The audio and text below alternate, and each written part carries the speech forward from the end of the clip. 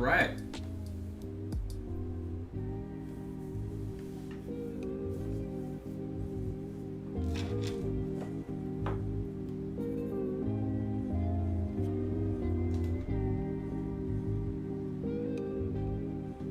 Okay, so I'm going to take a blue here. Actually, you know what? We're going to take military blue.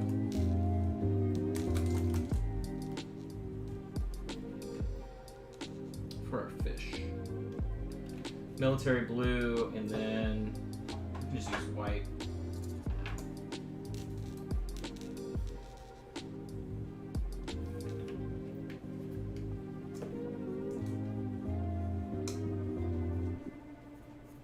There's too much water right here on this palette. It's really weird. It's like this huge blob. There we go.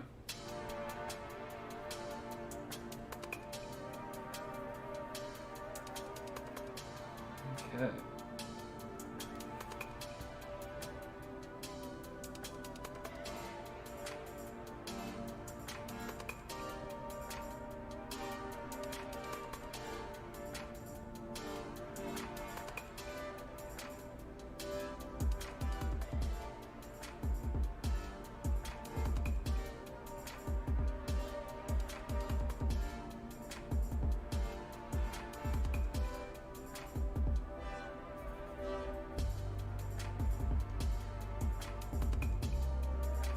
Hair on my finger.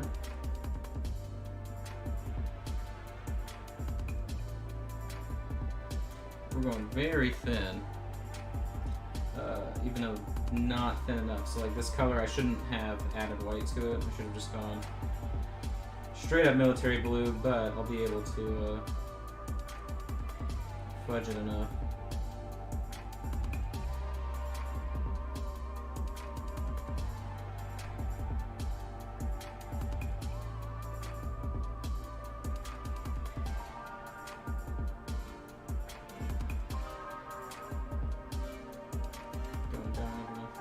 Here a little bit.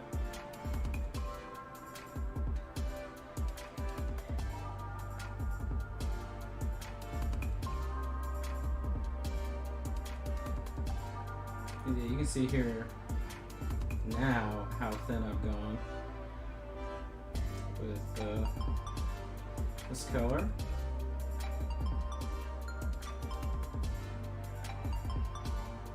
Even though not really the color I was looking for, but we'll just kind of live with it. We'll tint it. We'll use like clear blue or something.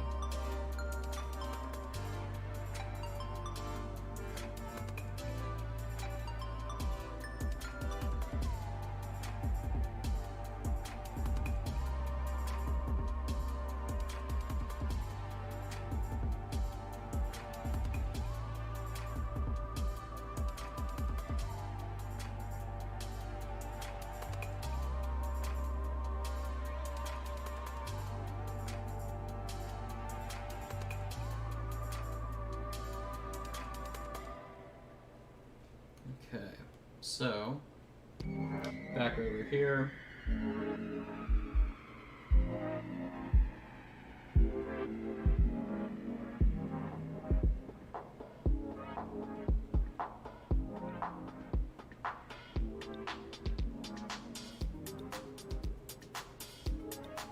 This side I'll probably go a little bit darker with.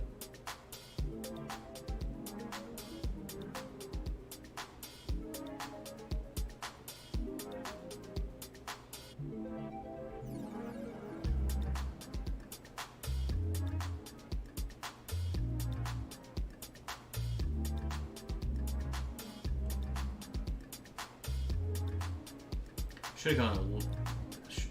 Well, all kinds of things I should have done here. Should have gone to the bathroom before we started today. Yeah, tinkle, man. We'll probably take a little break. So I can do that eventually. But of course, I was doing something right as we were getting started. Hey, Mark.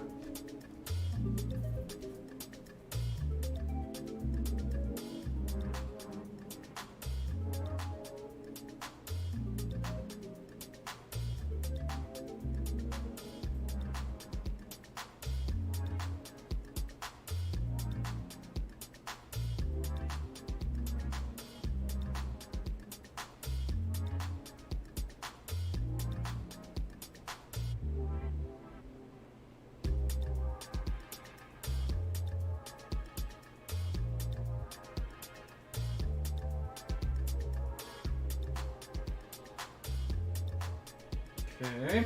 And then we'll do a little trick. So I'm going to grab clear yellow.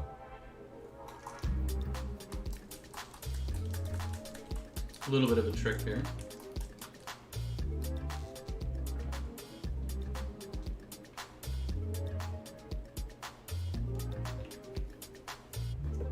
This brush is really beat. Do I have a happier brush? This one's a better mood. We'll use this one today. Alright, and then I'm going to take this clear yellow, super thin. We don't want any, like, you just want this yellow pigment. You don't want anything else mixed in, so clean your brush out for sure. And I'm going to glaze this very lightly, and you'll be able to tell it's pretty light, right? Very lightly to the brightest area. So really you're looking to cover, like, maybe a third of whatever we did previously, and you can toss some in here to the little fake scale areas too. I'm going to do one more coat. You're only going to want to do it to 2 applications to get it to kind of this level of yellow right there.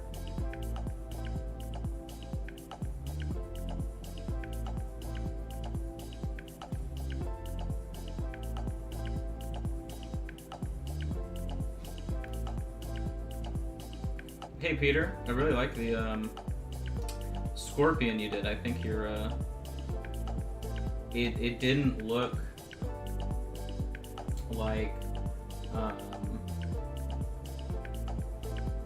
kind of loose like some of your previous stuff has been, right? Because of the like thinning brush control issues, and it looked like very intentional with some of the color choices that you were making. So I think you're really starting to do you know, not like good work, right? Like not saying what you did before wasn't good, but you're starting to sort of move into like good color combinations, right? Like sort of the pastel tones that you had inside of, I don't know if they were like just separate scales or like rocks coming out of the body of the giant scorpion or whatever, but like all of that stuff is really, really cool. So I think you're moving in a really good direction.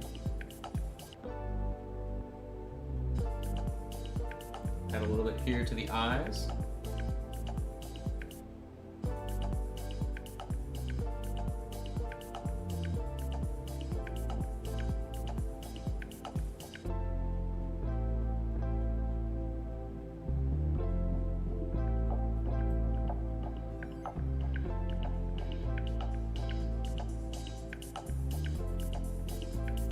Hey JV.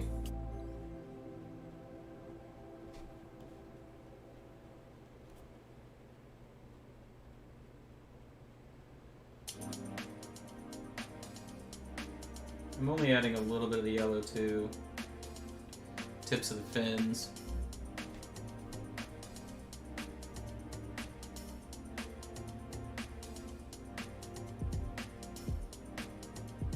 Same thing on the backside, just a little bit less.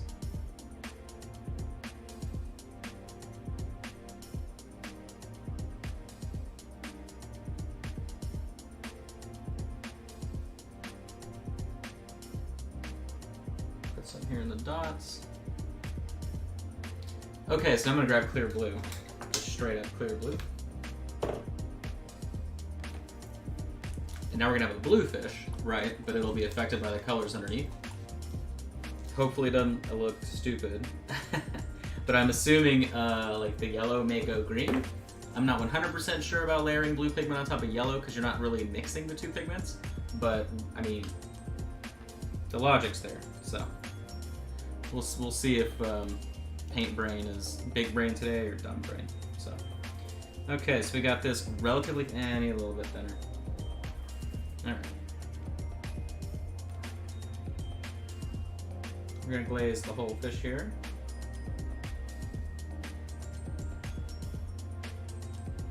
Nice and even application.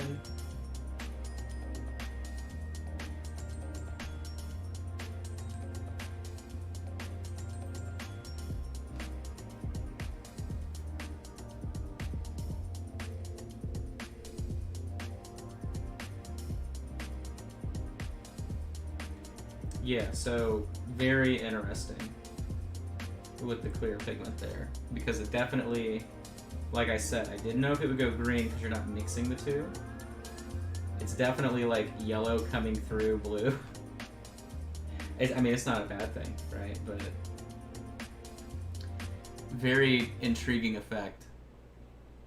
I mean, it's kind of cool. And then maybe if we go in with like just pops of a brighter white or something, I don't know. Who knows? I'm just kind of winging it here at this point.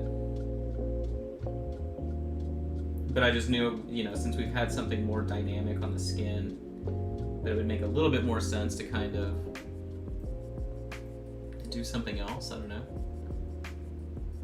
It's kind of green. I don't know. I mean, it sort of works. I've never done that before, so it was kind of a guess. All right, so what we'll do now is we'll take the white and mix it.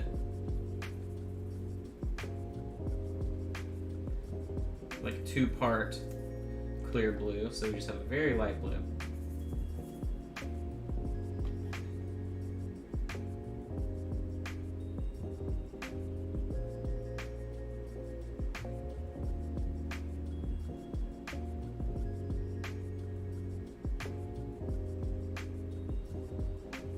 Oh, how strange. That's actually, okay.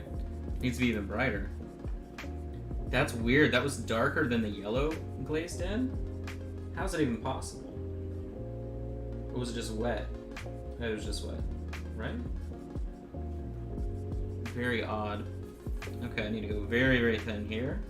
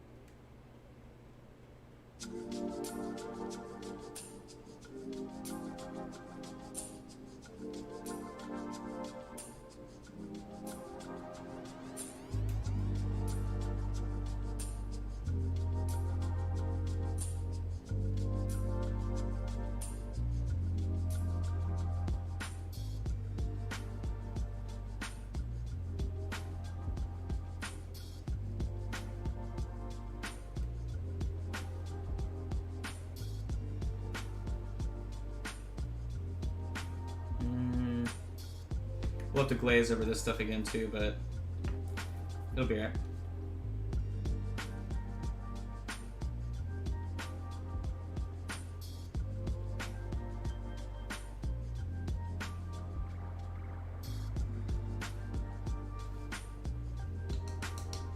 I don't think it strays too far away from like the phthalo green base that we have with everything. That's why I wanted a little bit of a touch of green with it anyway.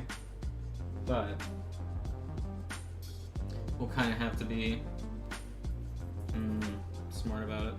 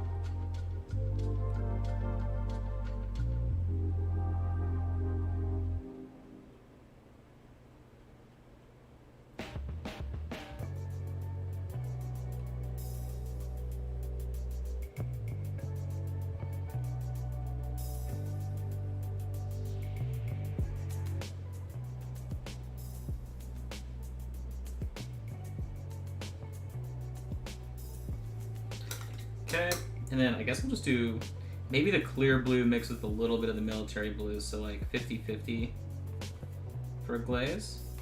See that up here? It's a little bit, has a little bit more body to it. Very thin though, and I'll just do it all over one more time. There we go, I like that a lot. I'm not gonna touch the fins though, it's gonna be on just the body.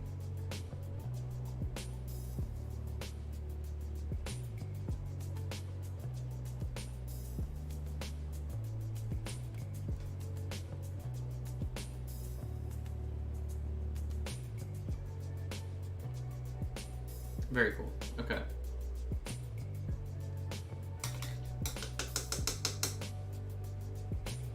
So let's do. I'm gonna do the same military blue in his eyes.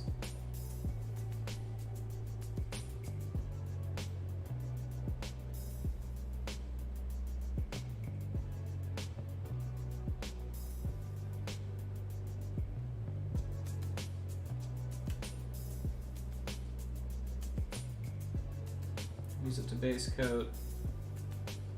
Teeth.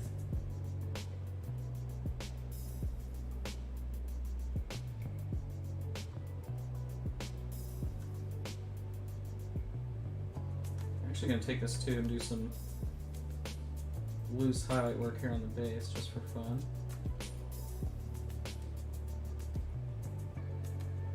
The base I would want to do, and I'm sure, I mean, we need to focus on Sauron, right? But I would do like a rust brown kind of wash or auburn shadow in between just to add a different element. Highlight the edges with a very bright phthalo green as if they're like reflecting light. Okay, so we got his eyes in there. Now then, what could be interesting is if we take the skin tone and layer that into the eye and then just do like a bunch of reflections on top. I know I had mentioned that a little bit last time, but we didn't necessarily do anything with it.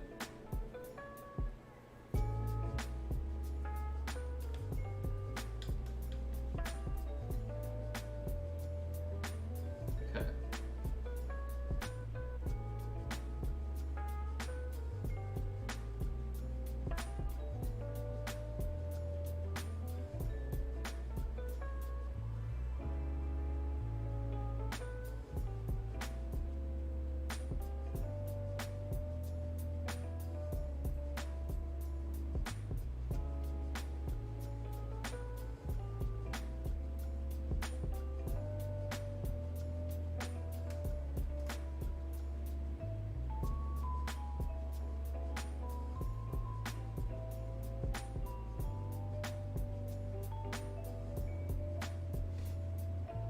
You know, what's funny is you wouldn't think this was the same color that we've used on the rest of his body.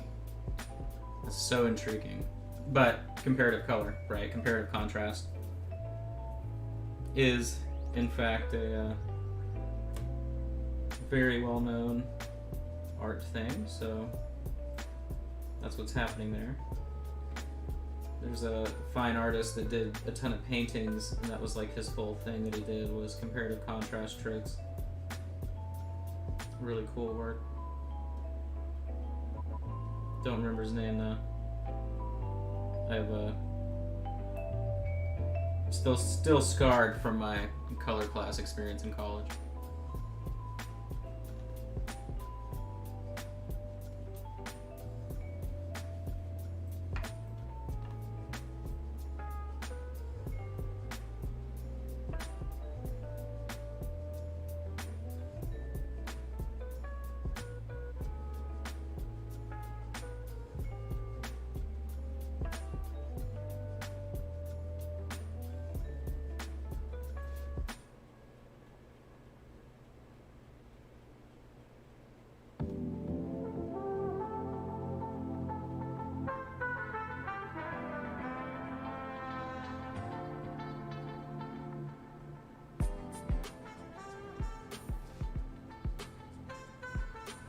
Okay, I got some big bug eyes.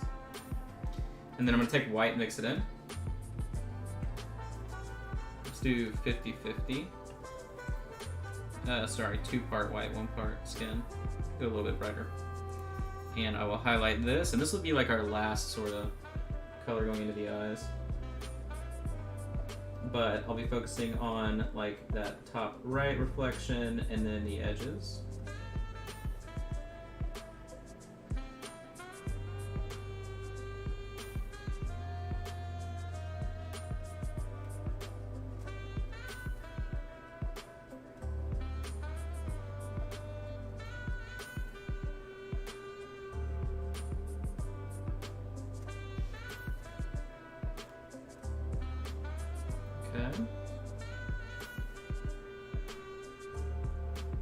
Same on this side, top right, and then the edges.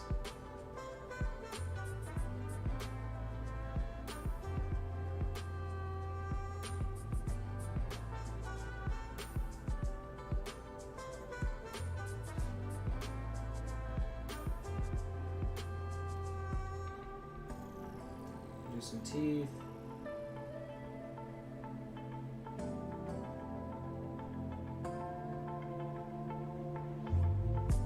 I'm just doing like a bigger highlight on the top of each tooth and then just the left and right hand side of each tooth. I'll give them dimension rather than just big old chunks in his mouth, right?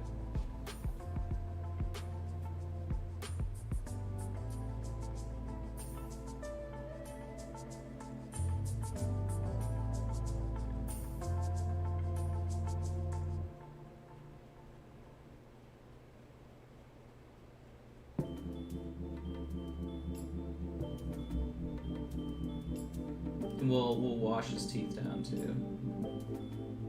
So that way they're not just like these crazy bright fangs, but it's a good base color to use. Let's do like, I'm gonna grab Auburn Shadow. And I really only want to spend, yeah, like about 30 minutes or so here on this guy.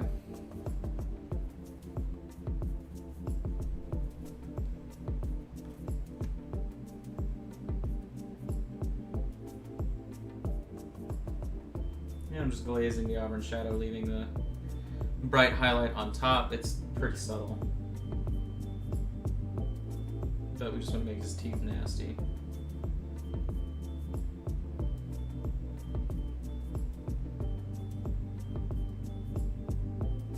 Washing it into the back of the tongue too.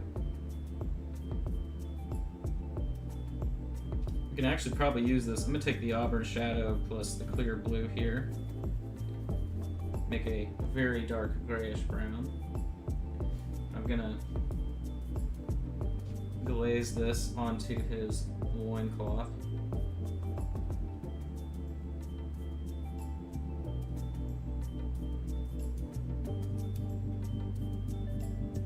We want everything to be muted, still have tones of the color palette we've used this entire time.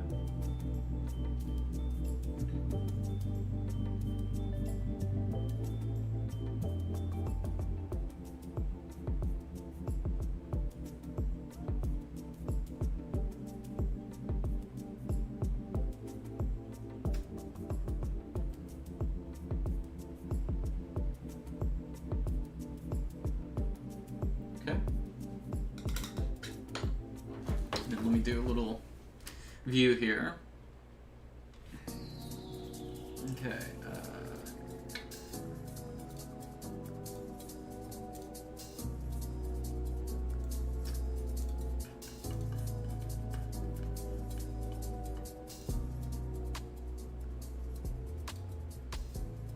Okay.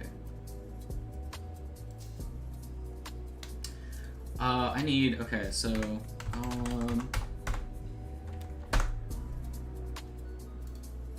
images, so he's got like whitish blue eyes, really big pupils, so we can definitely go for that, most likely. So how do we approach that? So what I'll do is let's take, what do they look like? Okay, they look, well, what's weird is like in the scenes where, yeah, they go from being blue to like skin tone depending on what like part of the films he's in. So we'll just stick with blue or something like that. So what I'll do is I'll take our military blue here, 50-50 it with a bunch of white, and then we'll build it up and glaze it. Alright. So here we go. We're going to ruin the paint job. Everybody join along. Hope you're ready. All that hard work for just to ruin it right now. So here we go.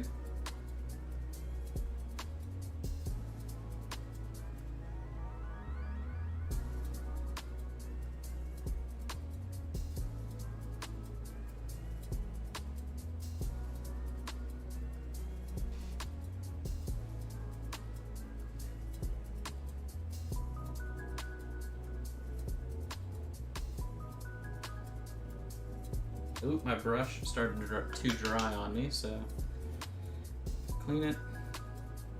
As long as your brush is totally wet, not like flooded, right, but wet, you can have a lot more control.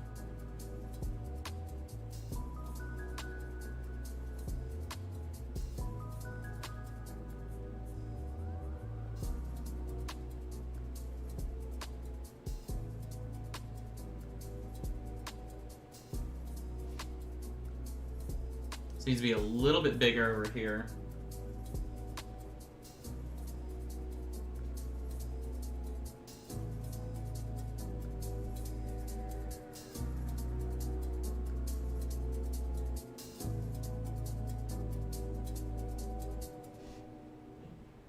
Okay. Now, clear blue.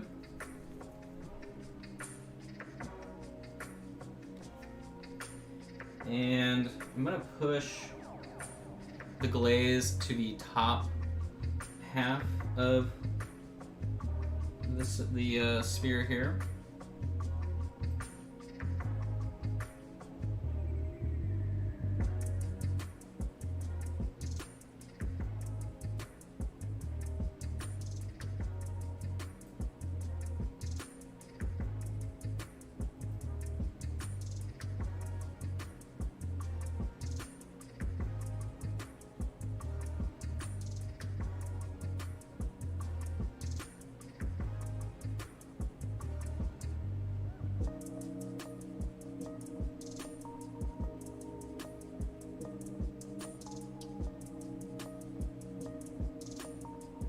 There's sort of this rule in miniature painting that like pupils shouldn't really be colored at all, but usually that's a scale issue. Obviously, with big Gollum here, his eyes are so big it doesn't matter. But so really what I was looking for was just a variance in, oh, I messed that up, in the blue, transitioning from lighter on bottom to darker on top, which we got. And I'm going to clean it up, so I'm going to do that light skin tone color.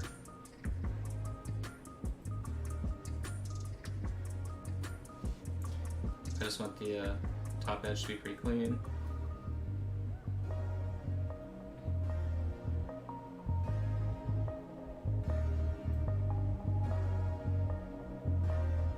Okay. Do we have a... Let's get black. Because the black in his eye takes up quite a bit of what we've painted, so about half. So it's probably going to look weird, right? Because we're going to be adding a different focal point right now, right? The focal point is like, all right, it's the color in the middle, but we're going to get away from the color in the middle, which is problematic. So let's see how bad it looks.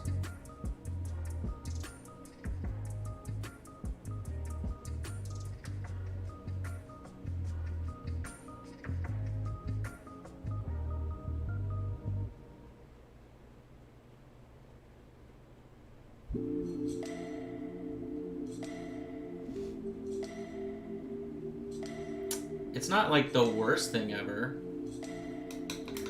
I mean, he looks crazy, right? I mean, I don't know. You tell me. If it looks bad, we'll adjust. But I feel like it looks pretty. The left eye for sure is stronger than the right eye.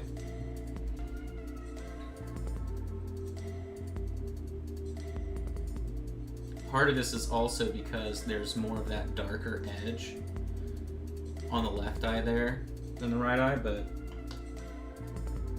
how can we address that here? Let's do like a fake little glaze right here.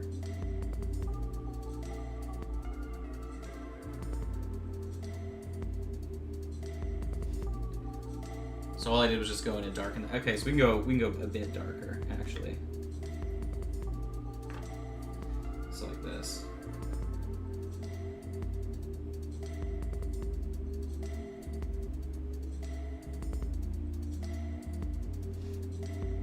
There we go. That helps a lot, right? Adding that darkness there. And then we can just do a direct highlight. I don't know, I mean, I really like it. He looks crazy, right? We need to glaze in a little bit of the phthalo green though, just because obviously that's like the entire whatever. Hey Tracy, I just saw your comment. So Daybreak Miniatures just put out their new release for this month too. I was planning on doing the update yesterday, and then I knew they were going to do that today. So I know I have a lot of patrons watching right now. That's why I've just been behind, beyond just having an existential crisis with my life in general, right? But in updating the store this month, because they were the last people I was waiting on, and they're good to go. I have no idea where my Phthalo Green is, but I always keep a backup Phthalo Green because I'm a crazy person. So that's really weird. I wonder if it must have fallen off the table, right? I mean, my desk is like as clean as it's. Oh my god, it's right in front of me. That's how that goes, right? Okay. So we've got a little bit of Phthalo Green.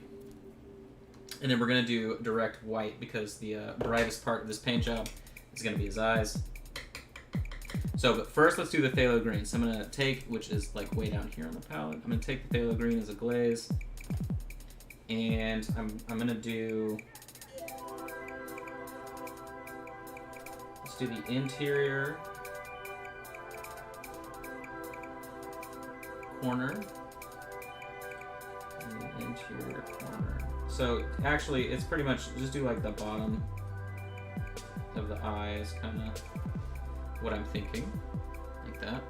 It's subtle, but it's enough to get the same color in there that we've had. And then with the white can actually be a super, super bright phthalo green almost. Like a neon mint green is kind of what I got down here in the bottom corner of the palette, super small. And we're going to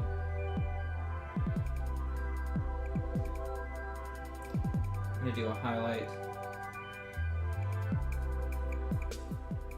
dot in the, I would say, 5 o'clock region.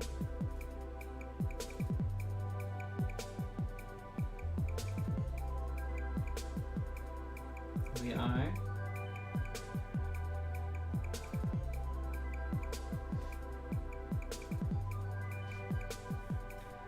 And then we'll do a line at the like 1 o'clock region.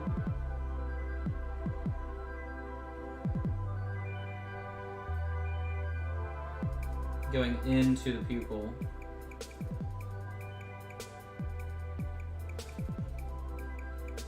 A little something like that. Okay. And then just to say we did, right, I'll take the auburn shadow, little, thin it like a little glaze, and we'll highlight up the whatever this is, his raggedy rags.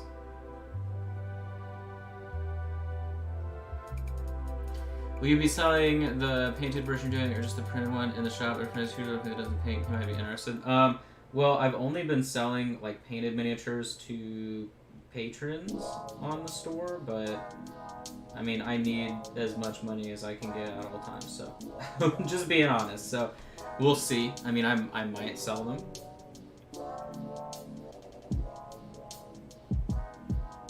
You're the first person to show interest, so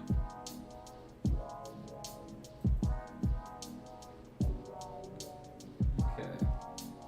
So we'll highlight that up a little bit and back here.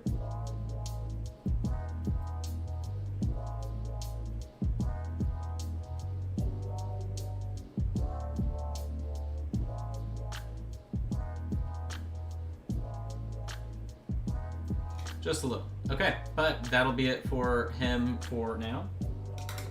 I doubt we'll go back and do anything else, but we need to move on to Sauron, so. But I'm happy. I mean, I think he looks pretty dope. Eyes are real crazy. That's what you want. Fish is looking good. Looks like he's in, you know, a cave. Whatever. All right, cool. Okay, so on to Big Boy Sauron. Let me grab. We are going to use the airbrush today. And I'm going to pray I know where my needle is. Okay, here it is. I cleaned the airbrush, so finally did it. Finally did it. I know it's been highly anticipated here. All right, so I'm gonna take Spattered Crimson.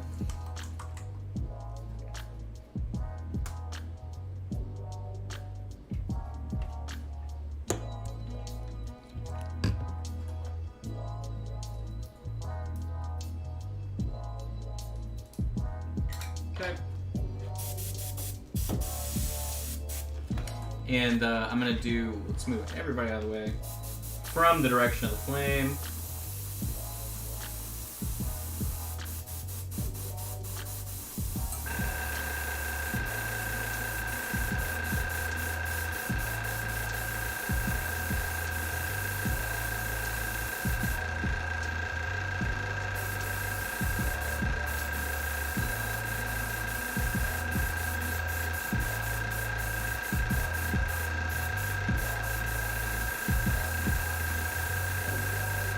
I want some really bright flames on him.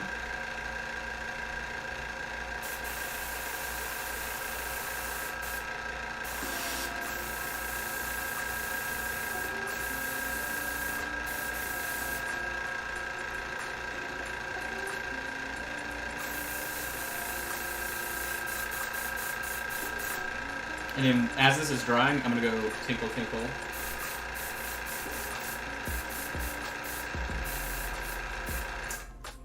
Big common mistake a lot of people make when doing OSL to begin with. They always go with a way too bright color of their end goal, right? So if the end goal are super bright flames reflecting on metal, you should not use an orange, bright red, anything like that. You should always go super translucent with the darkest version of the color that you are attempting to paint, and you'll usually be okay. But that was pretty thin. It's saturated coming directly from that angle, and that will be our blueprint for everything else we're doing. So, but like I said, I have to go use the little boy's room. Who am I kidding? The big boy's room. But I am pleased here with this guy. All right. So, anyhow, I will be right back, you guys. Be nice in the chat. Exchange recipes. Or whatever.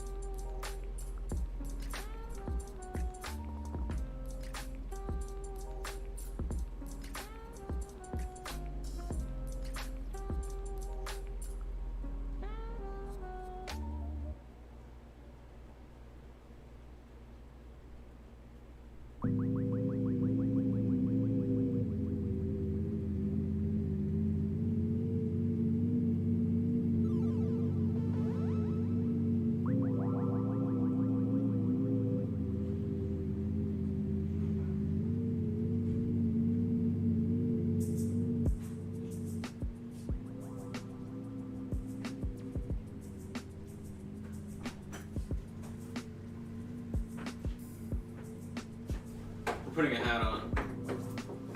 My hair is too crazy. I ran out of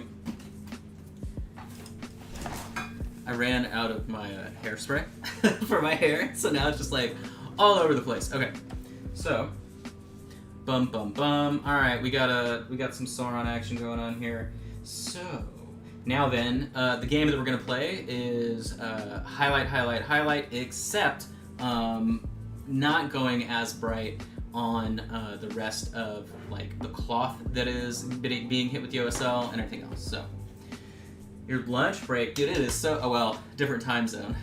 See you later. Okay, so let's get a brand new palette. God, I feel like I'm under the gun here to paint this stuff super fast.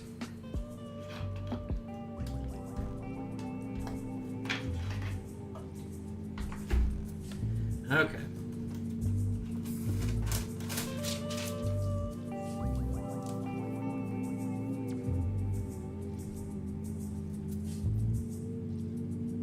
Alright, palette is set. I had to do a whole ritual, obviously. And the question at hand here is, what do we do? So we're going to use clear yellow. Because I feel like we can probably do clear yellow, glaze our way down on any other color with red, etc. It should be okay. Rebuild the flame, anything else we may need to do, and it'll be cool. So, similar, right, to glazing the yellow underneath the blue on the fish. Did we do something else that was weird? We used a skin tone and then glazed on top of everything? Who did we do that with? Did we do it on Frodo? On something?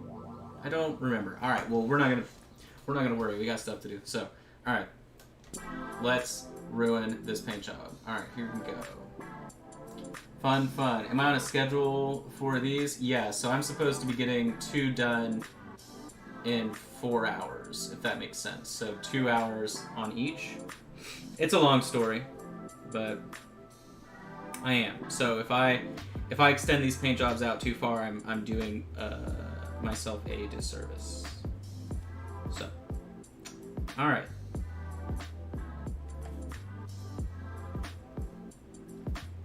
Now then, paying attention to our light source, all of our reflections need to be pointing towards that direction, and then paying attention to the actual volume itself. So where can we safely do one of these and not ruin our lives? Let's do one that's going to be very close to the source. Here, let's do it right here. I just need to test the yellow. That's like the main issue of the day.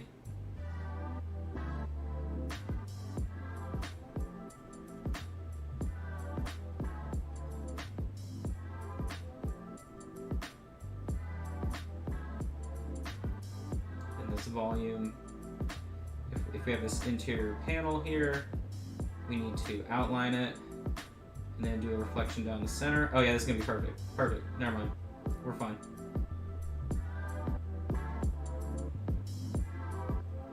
Because then the further away we get from the light source, we can either tint it again with the airbrush or we can just glaze on top. All right, cool.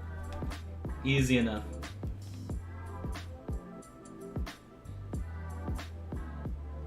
So we'll just continue, since we started back here.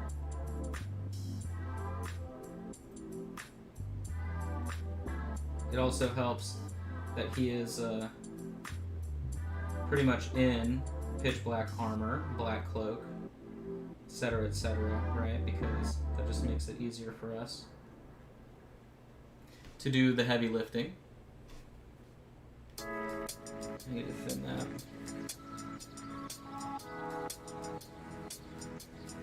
So the reflection is going to be kind of in between right there, down the center.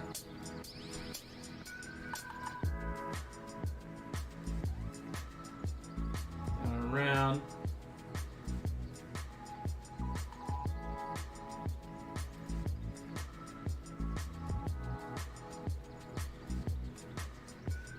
Okay.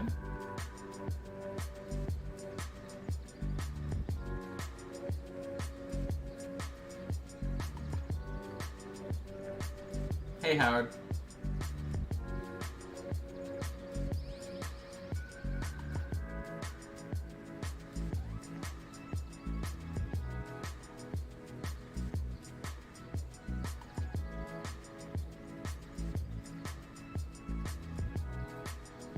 So for all of these, I'm just going to be going through pretty quickly. Layer, layer, layer. The thinner my paint is, the faster I can go. Because it dries faster. I can paper faster. I can ruin the miniature faster. I can regret my life decisions faster. All those good things. Alright. So, that little section looks cool. It looks shiny, right? Does it look like some metal? It looks like metal to me. Cool, we're gonna keep on going then.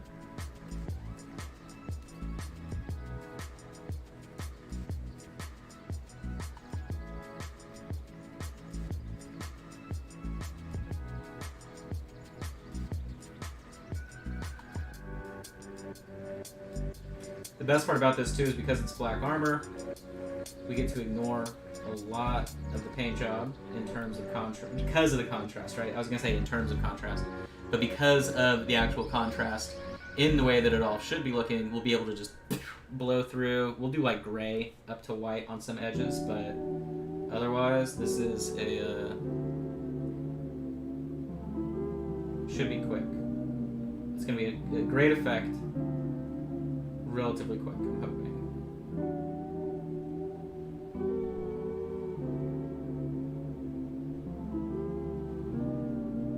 Since we know Stuart's following along on this paint job too, right? It is important for me to keep in mind, right? Like, not to go all out super crazy, but enough to where it's a replicatable result in not a terrible amount of time. Honestly, with the hand up here, like, we're just gonna go yellow all the way. We need to rebuild the flame. God, there was such terrible delamination on this print. I'm hiding it the best I can, so. And again, this the prints that I'm working on, I am gonna reprint a couple of them with like my current resin and all that, but everything I've been working on so far was like the oops batch of trying out some new settings, which you can't really tell. Like, I'm being strategic here in some things, so you can't really tell how bad it is, but luckily because of the flame being there and everything else, I can hide the majority of the issues, but just don't look too hard. Don't look too hard. We won't think about it too much. We'll just try and distract with color.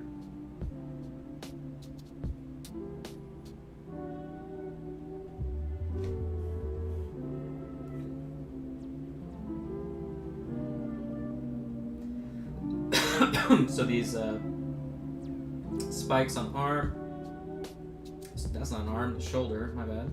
Doing the left and right hand edge, and then these sort of like top bend right there.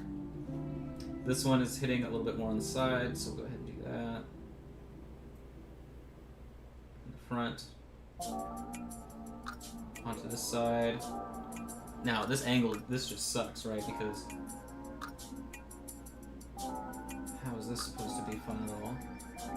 But it needs to be highlighted up a couple ways. So this one, the main highlight kind of goes up underneath.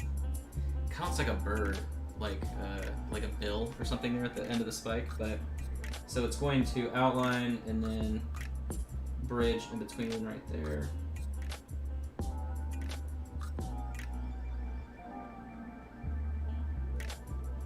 Something like that.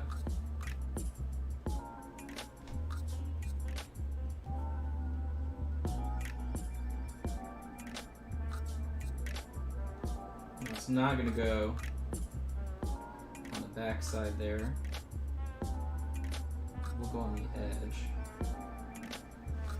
But, okay, so let's start on the forearmy area.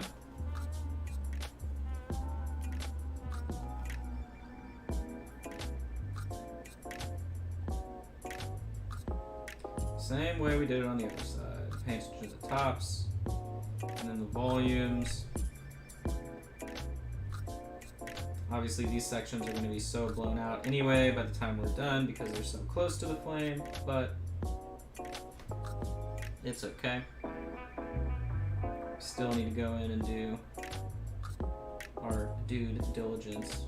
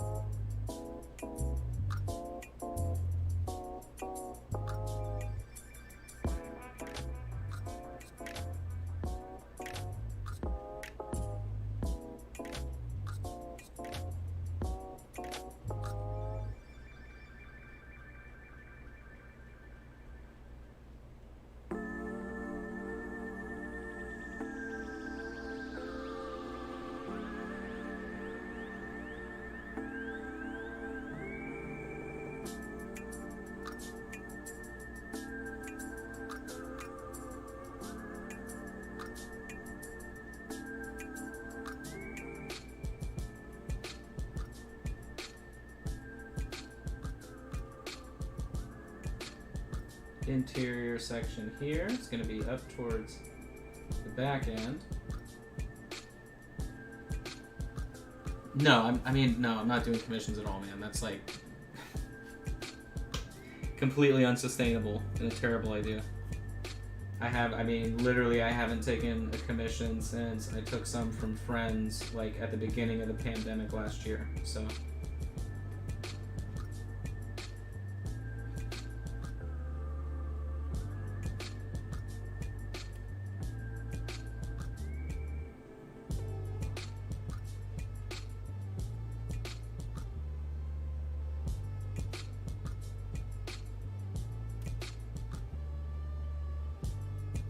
yeah, no, don't send anyone my way. 99% of people don't pay enough money in the first place.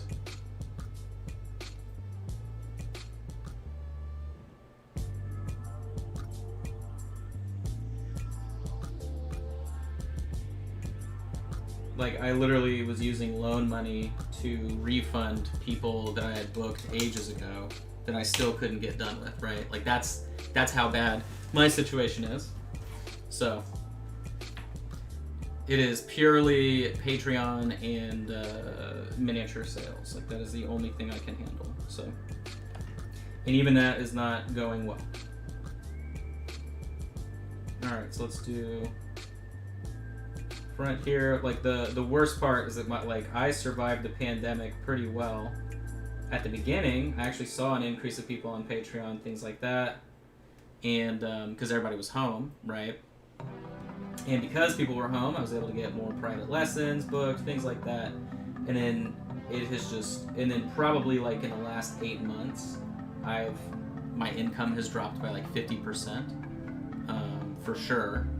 And then like a month from now, it'll probably be closer to like 60 to 70% if I don't make all kinds of big changes. So, but that is my immediate issue. So like when Dave at Reaper decided to cancel the show out of nowhere, that was obviously extremely worrisome for me because like I definitely need to be streaming or at least have more exposure to help grow the Patreon, things like that. So, you know, it has just been a big shuffle of stress. And the other thing, like on my personal Facebook, I was talking about it, right? But like, so I've been doing full-time painting for like almost 6 years now, right? And the issue is like, all right, so my business really isn't surviving the pandemic. So if I start looking for a job, I obviously can't, nothing's gonna pick up soon. That's like none of this happens soon.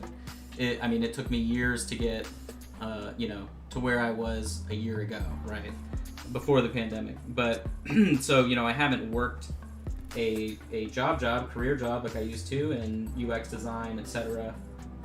Since I've been doing this.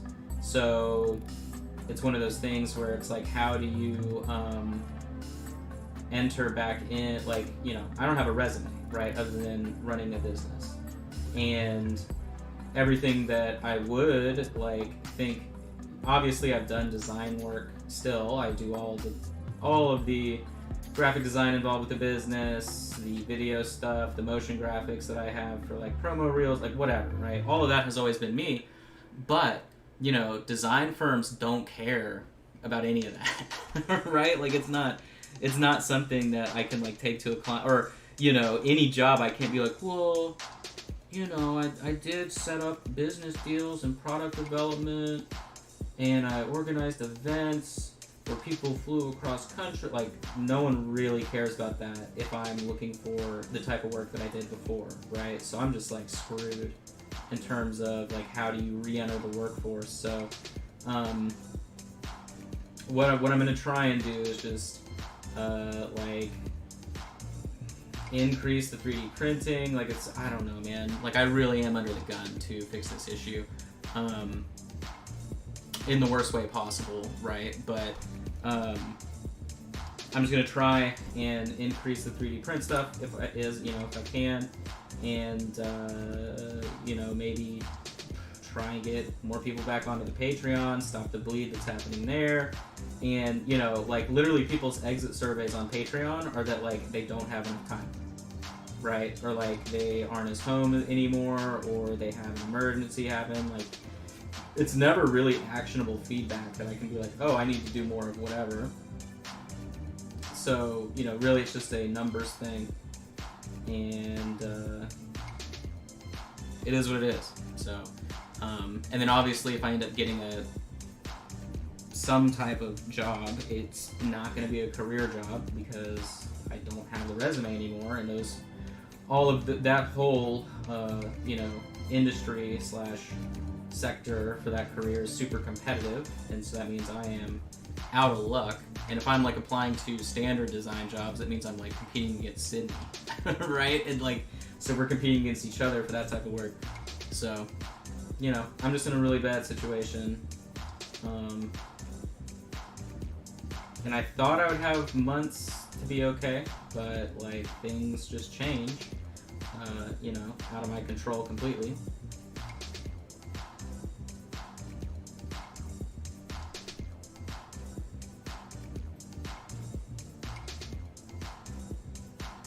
That's what cracks me up so much too about when Reaper lied on Reaper Live, when John was like, oh yeah, us ending the show, you know, was mutual and da-da-da, like, all that's a lie. I didn't know it was like the situation I'm in. Why would I do anything like that, right? And like they never, like, so Justin told me, he said, you have my promise that I will make a statement on Reaper Live, making sure people know that like we misspoke, that this wasn't your, and now it doesn't matter because they never apologized. Like he just lied about that too.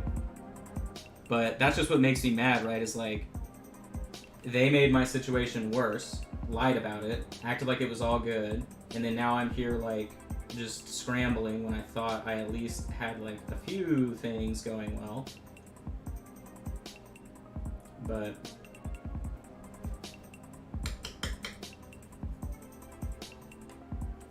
this definitely is not going to get done in time, which sucks for me, right? Because I know I explained earlier that like the more I delay the completion of these miniatures, it hurts me as well. So like it's, you know, even though I want to do a really good job on these for viewers' sake, right? Like I can only do so much, so.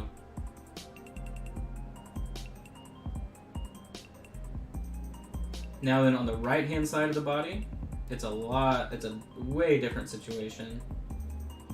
Way less work. The reflection's going to be much closer to the edge here.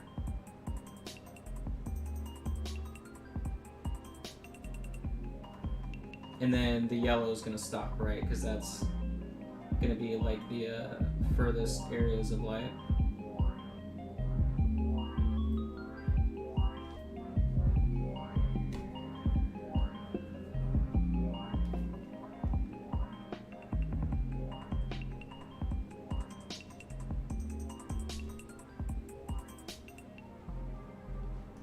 Oh, I'm literally selling. Like, the second my bone stuff shows up, I have to sell it, because I need money.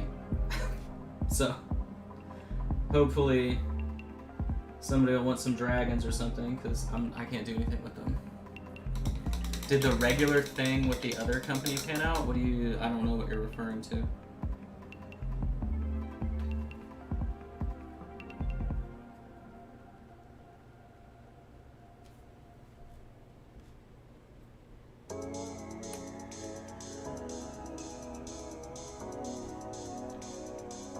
Something. Oh, Crippled God Foundry. Yeah, so tomorrow I'm going to be painting one of their miniatures. I mean, I'm not getting paid cash or anything, right? And the compensation that they're giving me is just a free vendor's license to sell their prints. So that's all that is. It's just I don't you know, it saves me $25 a month or however much their vendor fee is.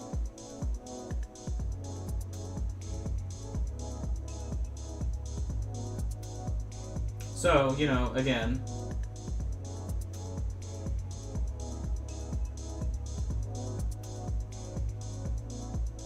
cash is never an option, but at least with that, it's something that I'm selling, right? So like it, you know, it's not getting paid, but it is getting paid type of thing. Yeah, that's what cracks me up, like when I read stuff like people saying, you know, implying at all that like painters or anybody in the industry is getting paid, because they're not. Like, that's just not how it works.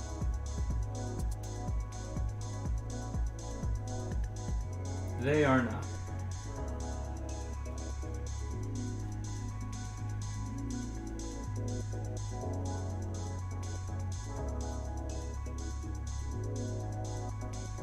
So that is pretty much as far as those reflections will go. At least the tinted ones, right? Collarbone here.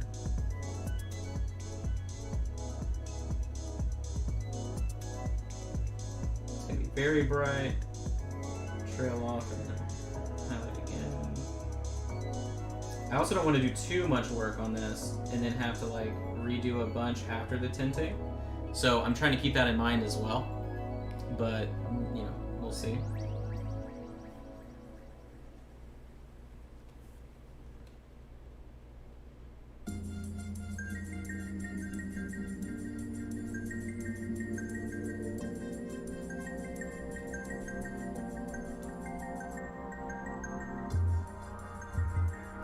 Yeah, I mean, shipping in general is so weird right now. Like, the guy's package that USPS like destroyed, which by the way, I'm shocked that things didn't break more than they did. He said like one little piece broke, but like my shipping is $8 whenever you buy from my store, because literally I'm buying like the injection foam, tons of the filler, like everything that I'm buying costs me money and takes a while to actually sit there and do. Like when I shipped out 10 packages in one day, it took me 8 hours to pack them, like to prep and pack them all, right? So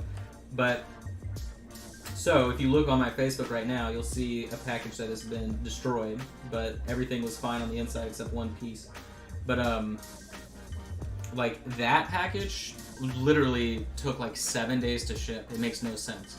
So I don't know if it's like a regional issue of things getting out of here, but and then what's even worse, right, is like, okay, so if I switch to like FedEx to do my shipping or UPS, then it's like, okay, so now I gotta charge like $12 shipping, and no one's gonna want to ever order from me again. You know what I mean? So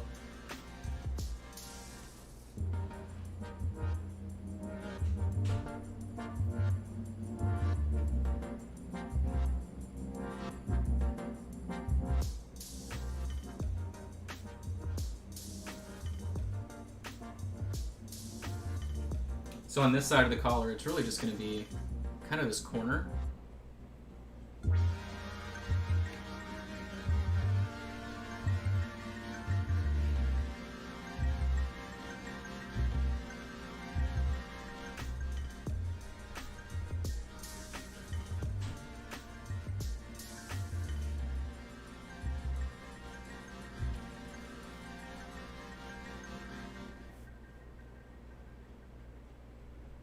And then all these buttons here, or buttons, all the rivets, okay.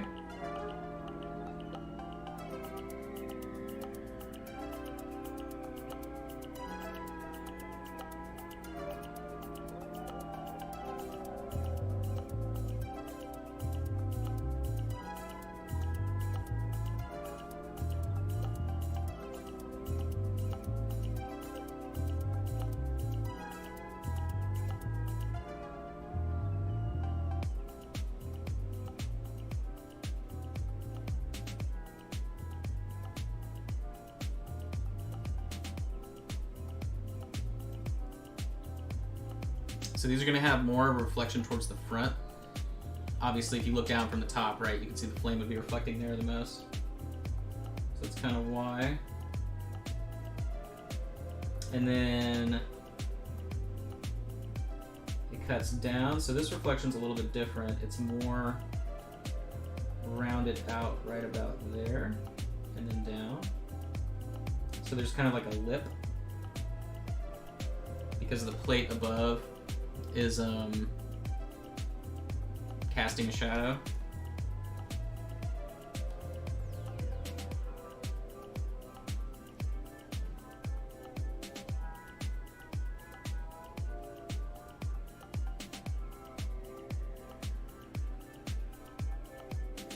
Paint I'm using right this second is too wet. And it is scaring me. It should not be, it's like too pigmented and too wet. I'm not sure what went wrong there. But what I would like to do, oh, we've got time, okay. I was worried on time, but I'm going fast enough that we're okay. So what I want to do is get this to the point to where I've done all the yellow, and then we tint it again, and then I can start building everything back up, and I think we'll be in a good position.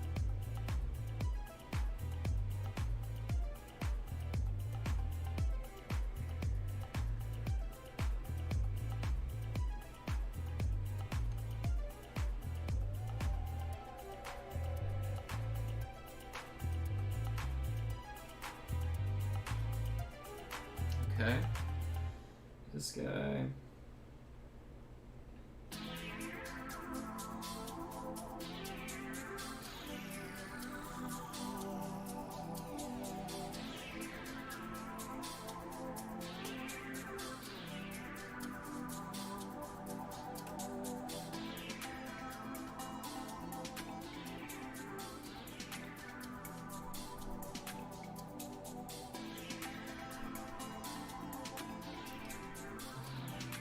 So, and we can't really go further underneath there because no more reflection.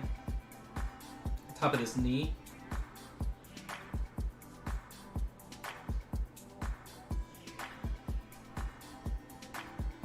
And the like front of the knee.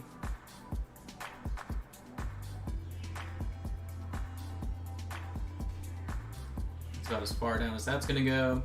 Okay.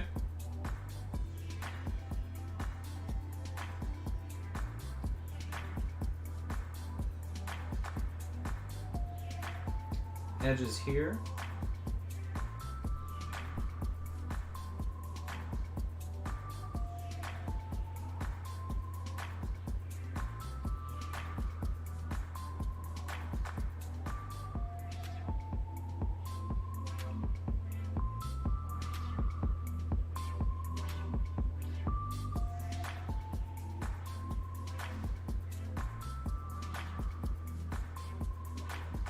Illustratively, I'm pushing this out a little bit further, but that's just for cheating purposes.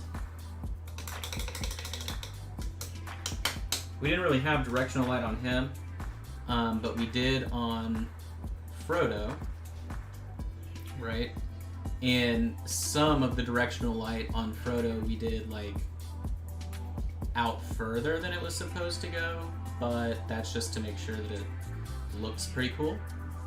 So, I don't feel too bad about that, right? I mean, because I feel like it turned out okay. Alright, let's do some helmet action here. Now, this is where we're going to get into some of the really bad stuff. Yeah, we finished Gollum in like the first 30 minutes, probably. We did the fishy, and the fish was pretty cool. And then we did the eyeballs.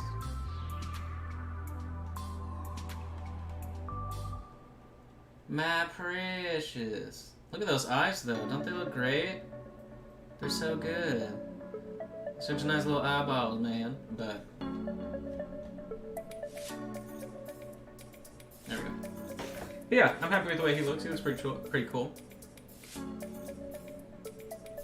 Have I missed something? Okay.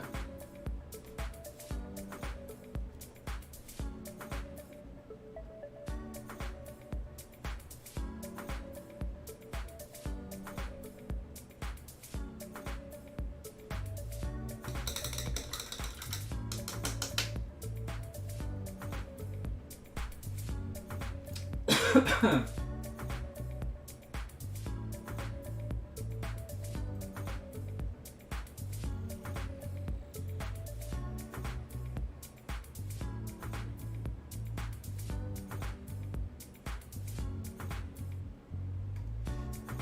the side of the head is going to be where most of the action's happening here.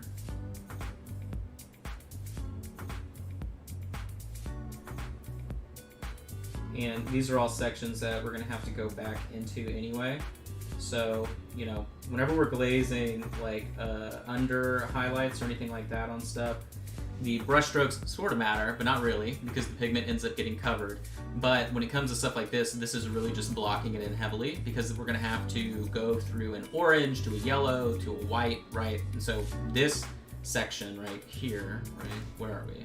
Like that much right about there is where most of the work is going to go. Everything else kind of just fades into, you know, big farts and whistles and all that good stuff.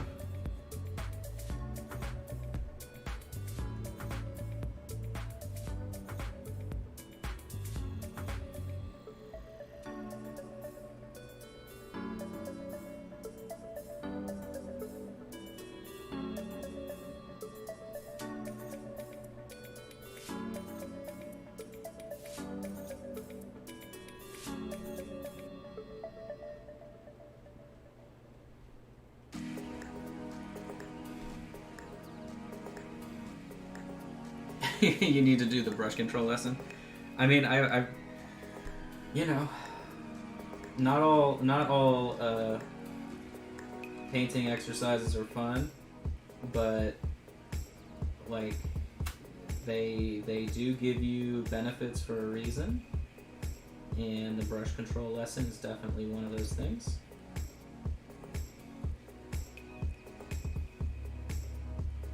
I definitely think it is the most crucial painting thing that we have on the Patreon, without a doubt.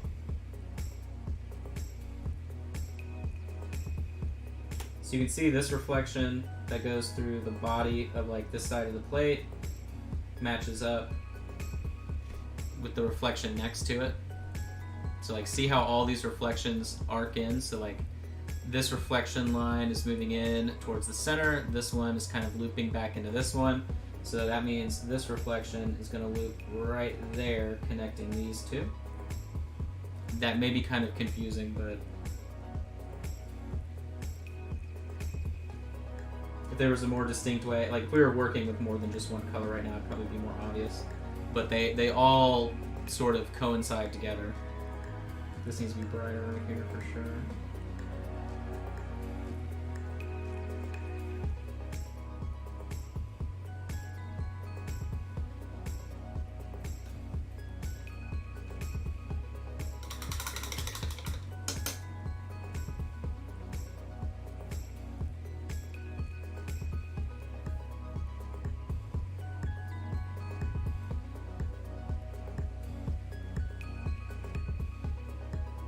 I want kind of like a semicircle right there.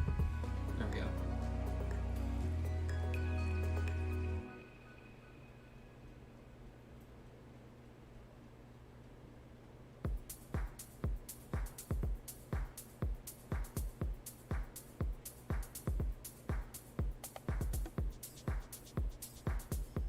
Okay.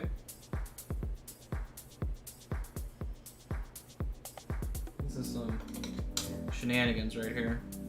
I've noticed too now, working with this clear yellow pigment, that it dries a lot faster than like the clear phthalos. I feel like the clear purple and clear blue take the longest to dry. This yellow, man, it is just like dunzo.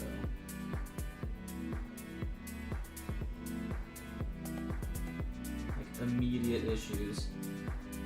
Then we'll have a reflection going right down the center of this sphere. We shouldn't really see anything. I mean, we see kind of yellow here and there. We shouldn't really see anything coming from this direction, technically, but you know, it is what it is. And pretty much we should see everything running from that direction and then like nothing immediately under the arm. So we're at least doing okay there.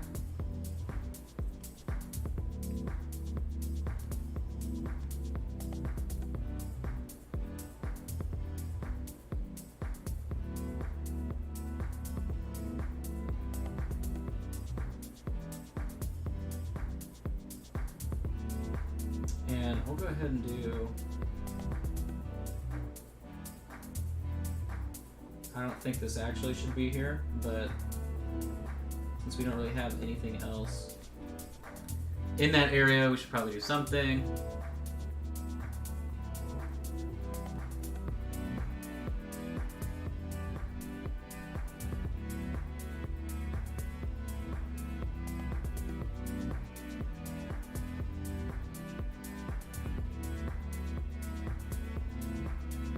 Really just that edge.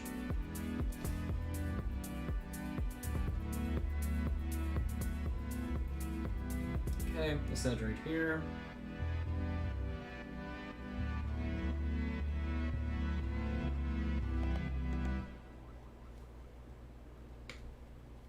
I like how I rubbed the paint off completely on this one, but it's okay.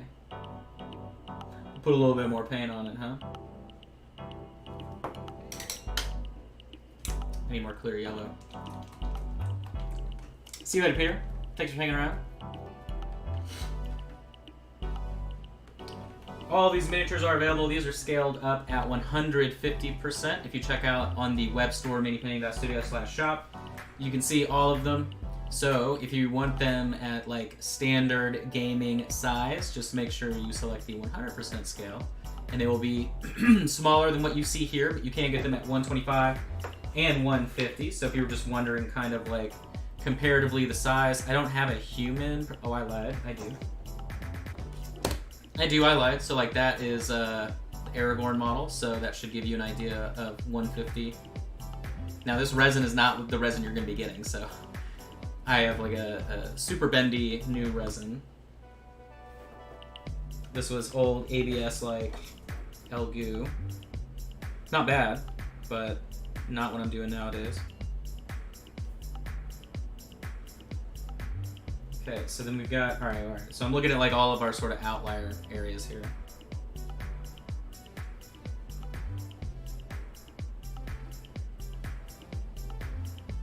So do check that out.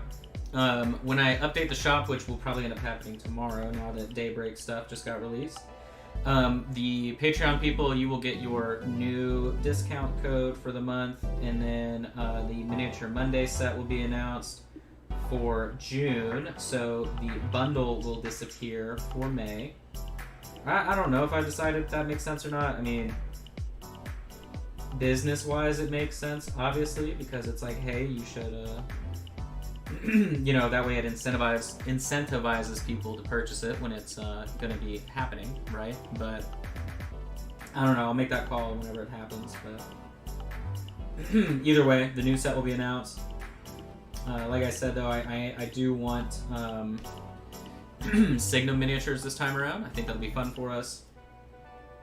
Okay, so we do hit this edge.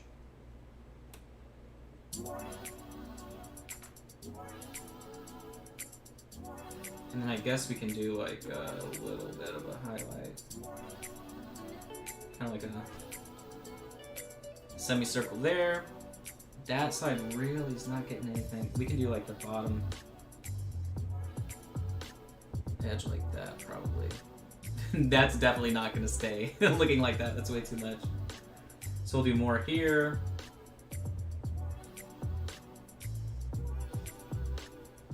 Okay.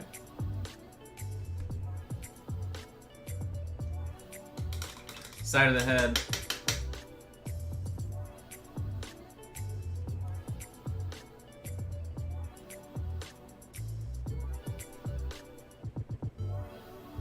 Semicircle down on that edge.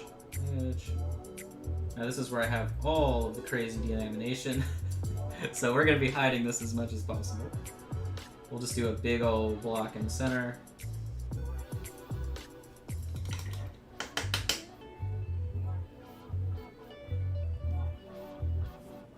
And this side's got a bridge here. semicircle.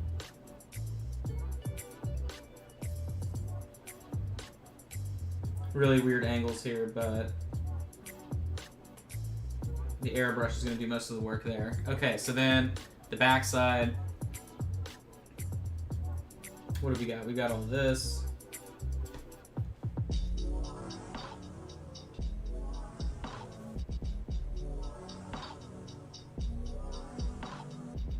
Yeah, there's definitely plenty of miniatures.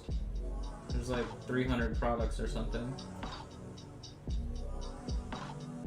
There were more, but we ditched They Victus this month, just because they were extremely delayed, which I of all people understand that, but like they didn't release the entire month of May at all during May, so I paid them $45 and didn't get anything in April for the license, so that's obviously a problem. So dropped them for that, but we did have a ton of sculpts on there, but they just didn't sell well for like 2 months nearly, and then the fact that they were so far behind, they didn't release anything that entire month. That's usually an unfortunate bye-bye. Alright, so let's do a little airbrush tinting. We're going to start back with the Spattered Crimson, and then we'll move into... Maybe we don't go dark first. Oh, I already put stuff in here. Alright, well, we'll do the Spattered Crimson first.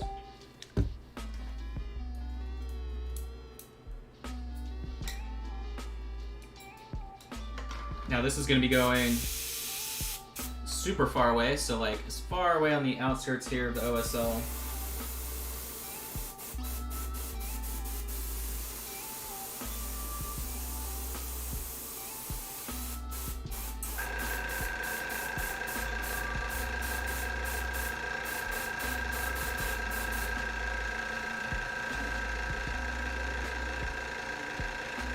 Okay, that'll be fine.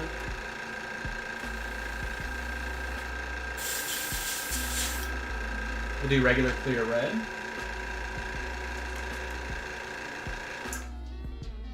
And remember, this was all like a way for us to cheat the base coating for all these colors, so that way we only have to go back and do like minimal highlighting work at the end on edges and such.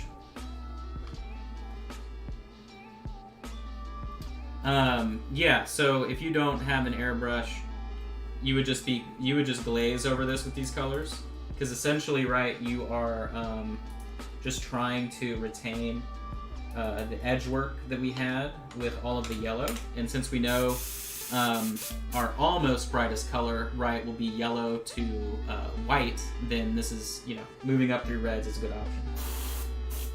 Uh-oh, I got like a tiny little clog. Well, it's working, so.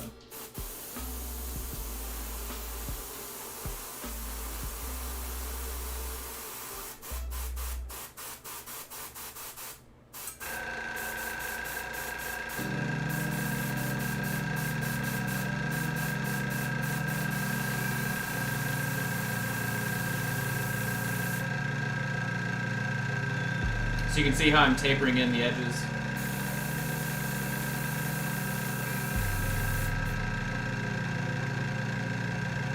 Alright, I'm going to move to an orange.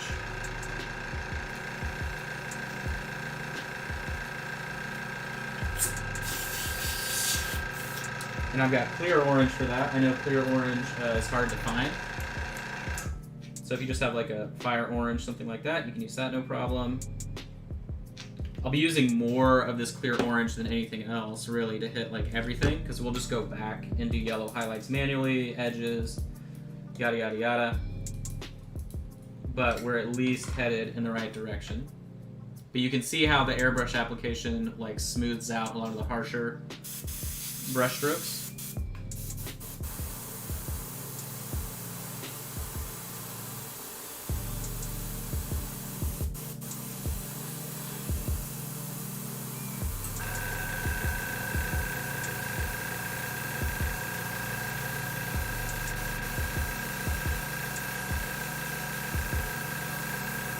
Sorry.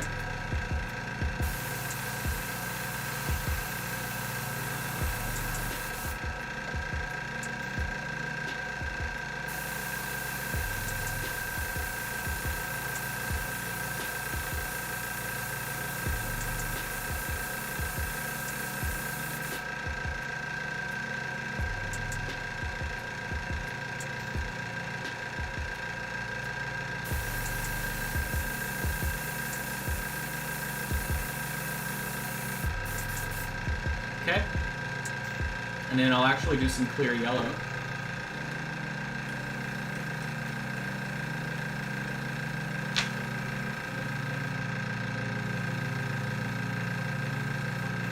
Hopefully that looks pretty cool. I don't know. I mean, I think it looks alright. And I'm going to really clean the airbrush now just because the clear yellow, right, is affected so much by any other pigment.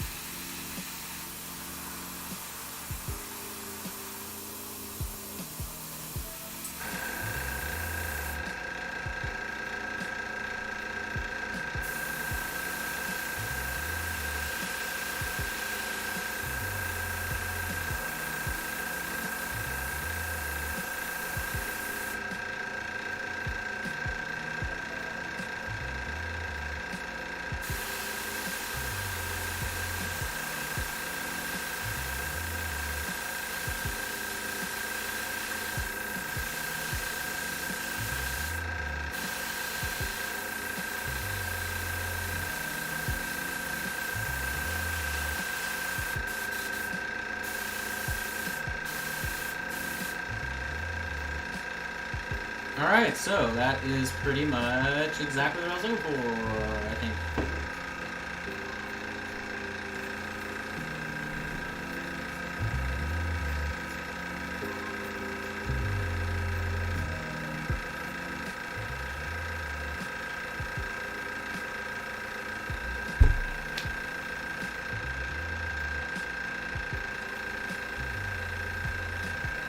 Cleaning the airbrush here.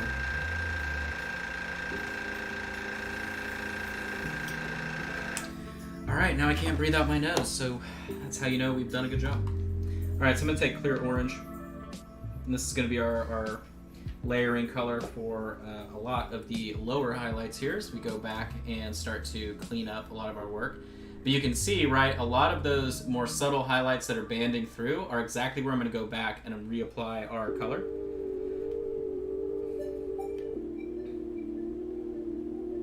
And I may actually use fire orange here in a second, but I just want to see if the clear orange will be enough pigment to actually make a reasonable difference on some of these areas. If it's not, then, you know, whatever, we'll just go back with the brighter orange with multiple pigments rather than just a singular pigment like this paint. But, I mean, you can be the judge, but I think it's working. Yeah, I think that color will work out for us just fine.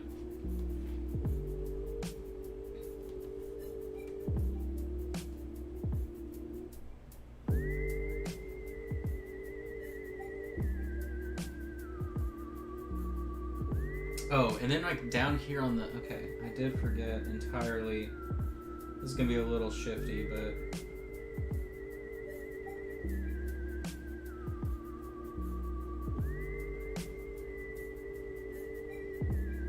top of his big old Hobbit smasher here.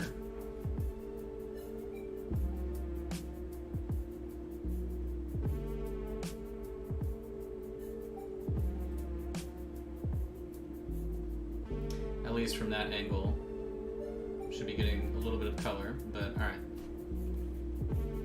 Back onto the main event here.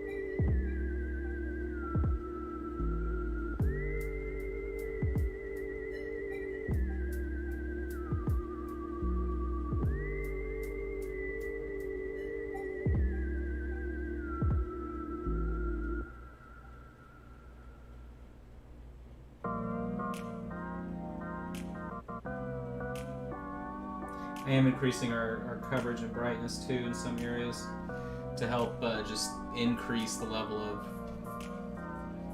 glow, I guess. Glow? I don't know. Okay, so most of everything in this section then needs to be way more orange, so we'll go ahead and start that.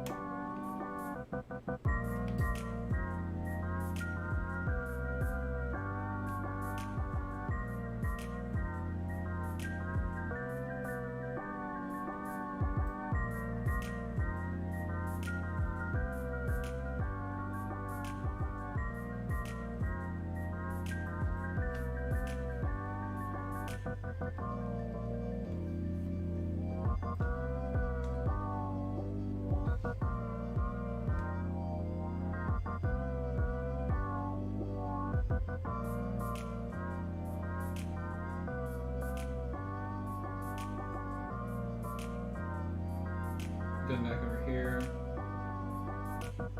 Okay.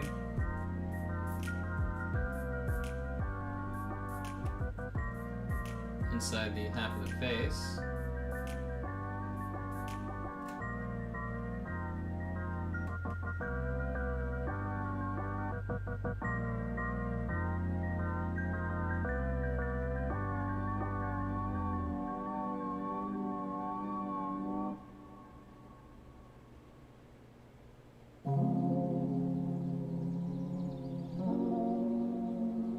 Top of the horn.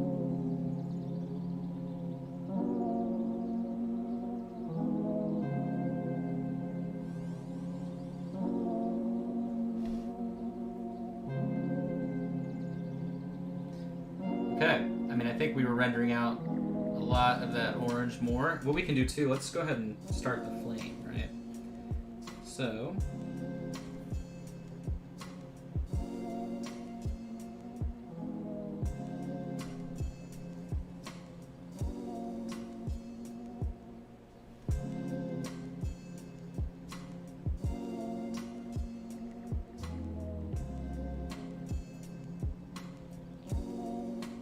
now then you could airbrush this flame very, very simply, but I always enjoy doing it by hand.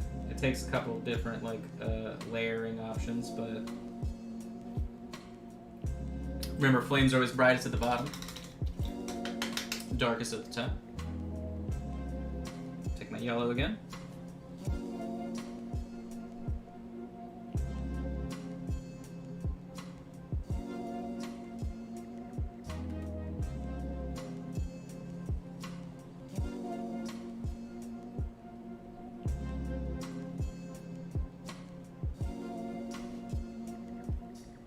We'll add some white as well, right at the base of the flame. But I always like to layer like the different, I don't know, what do you call them? Flames? Flames in a flame, right? I don't know, the layered like pieces of flame. I don't know the correct nerd terminology there. But I like to have them overlap, and so as with like 99% of everything, right, we're just blocking it in, and then we'll just layer back on top, back and forth.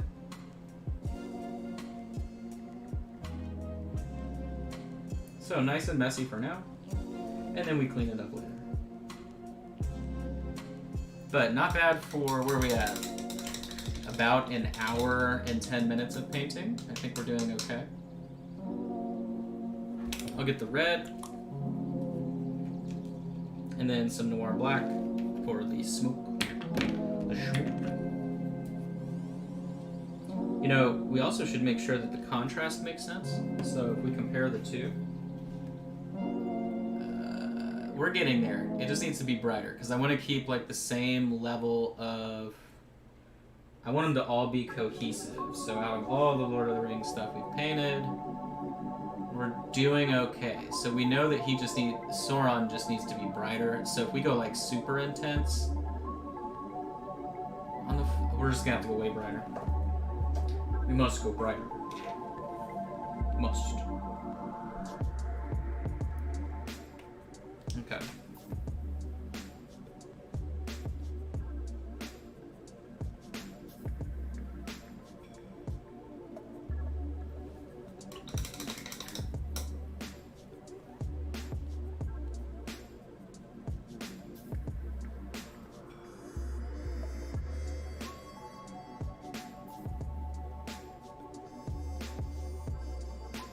I'm just kind of bleeding them all together.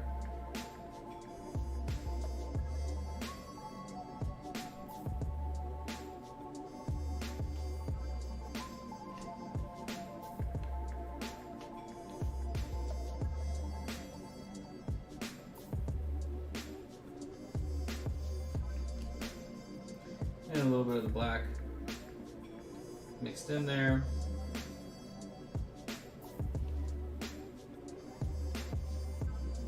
A little something like that.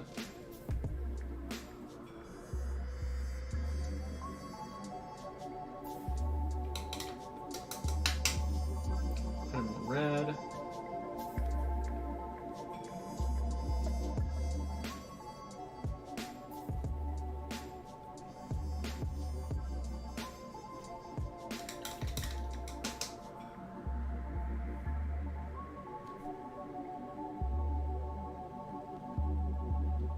And then we'll go back with yellow. But at least that will be sort of ready and waiting for finishing details.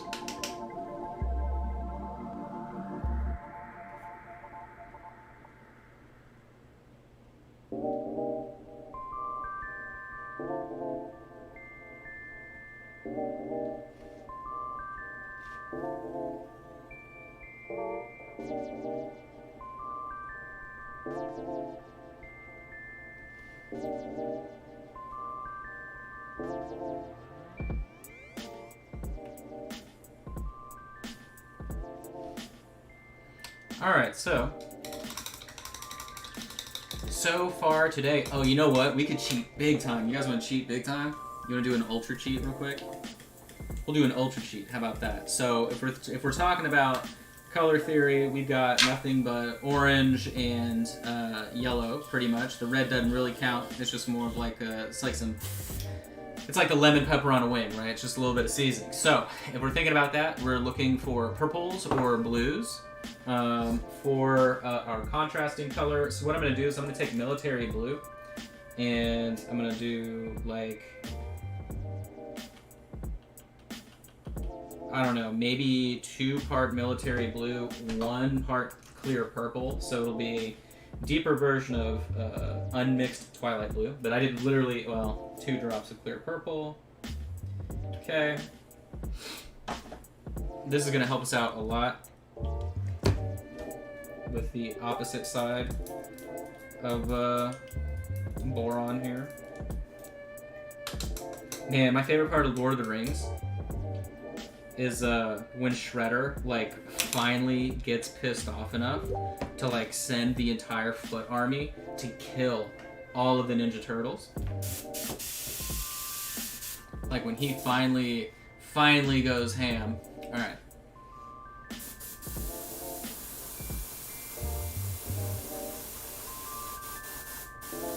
So from above, now see, look at that. Now what we're doing is we're increasing the hue contrast. I'm aiming at the metal directly from above. And since he has black armor, right, all of our highlights will be very minimal on edges. So going back in with that nice lighter blue like that is probably the easiest thing we can do. Very carefully, I'm going to go on the right-hand side of the face like an idiot. I did it. Mom, get the camera. Cool. Alright, so then let's cheat a little bit more. Using an airbrush is cheating. All right, that'll be easy enough for us, but that'll save us some time. I mean, I think he looks pretty good so far, especially for the speed, right? I mean, normally I would take twice as long on this if I was doing something this glowy, but you know the deal.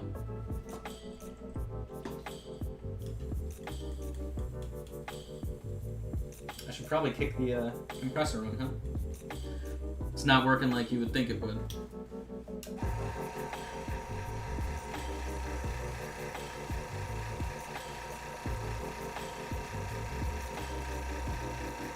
Military blue, it's no German gray. JB, that's how you get banned. You get banned, alright? Okay, so, what do? We do some yellow? Let's do some yellow. Sounds like we're talking about drugs. You guys want to do some yellow? No. I'm more into meth. Alright, so let's get it going. So I'm going to start like right on the edges where all the orange begins. So I'm going to pick this as the winner first. Because I want to be able to tape her into our orange, like so.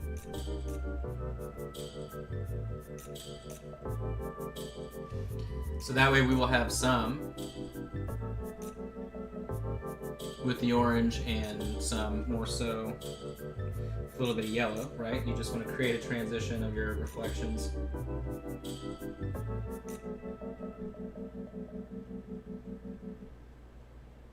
Now then, this weekend we don't have Patreon, I don't think. No, we don't. But I did announce, right, our next Patreon miniatures. The first one that we're doing is the Nevin sculpt from R&E Studio on the website, and we are doing pretty much the exact same effect, but with a flame.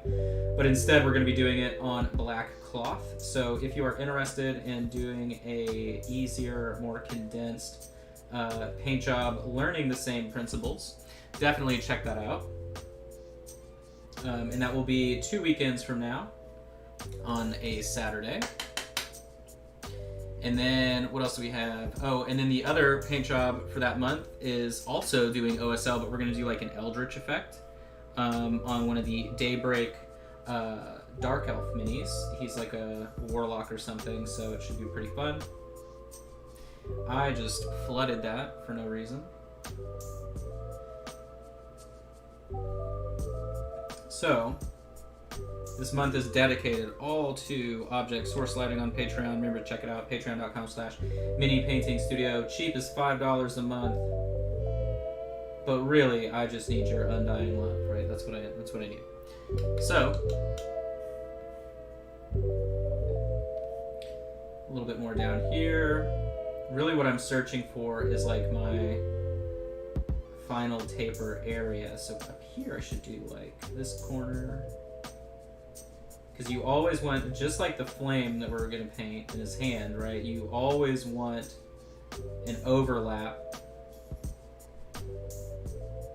with your transitional colors. Now then, if this was like, well, any armor is going to be reflecting like this, right? If it's a cloth material, we've obviously been ignoring the cloth material this whole time, but it wouldn't be having such sharp reflections, obviously, because the material isn't as reflective, right? So like the right-hand side of his body there wouldn't be orange at all. Instead, we would be using more reds as a part of that process, because it would be duller.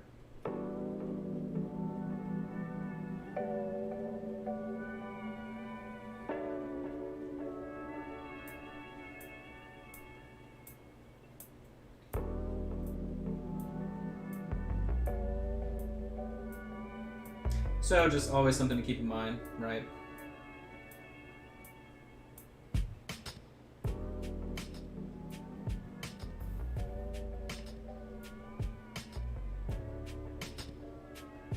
You just want a nice transition into your darker tones and your brighter tones. as you work your way up.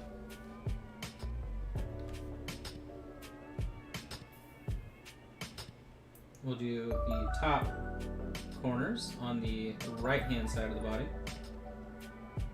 and then the rivets.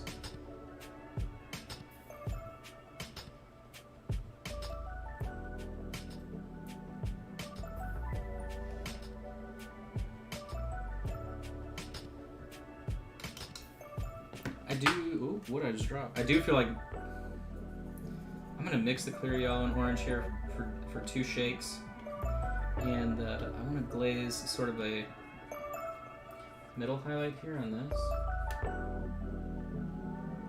No, not at all. How'd that go so terribly wrong? Okay, hold on.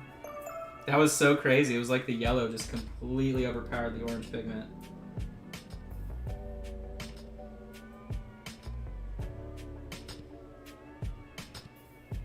There we go. Would not recommend. That was not fun. That was scary for 2 seconds.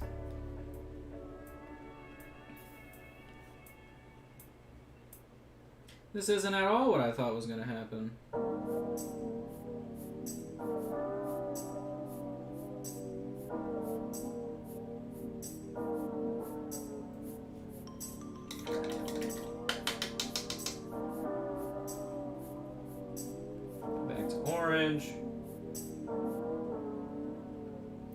One thing you can do too, right, is you can go back over with the yellow, just like we did the first time around, right? Except this time, instead of airbrush tinting, you can just go back directly with whatever color it should be, and you know, tint it back. I feel like, illustratively speaking, we need a little bit more action down here, so I will fib and add a little bit more reflection where it doesn't exist down there, but that's just, you know, rule of cool. Chef's choice, or chef's privilege, is that the term?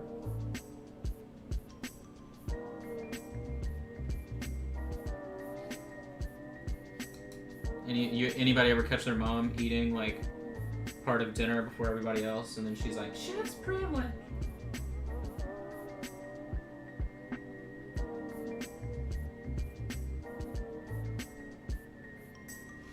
It's definitely a part of my life growing up.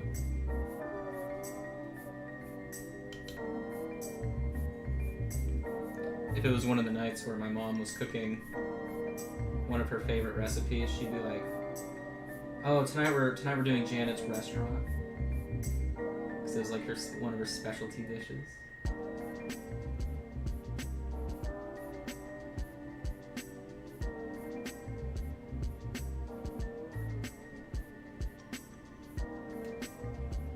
Which usually was like chicken and rice. Chicken and rice, tortilla soup, something like that.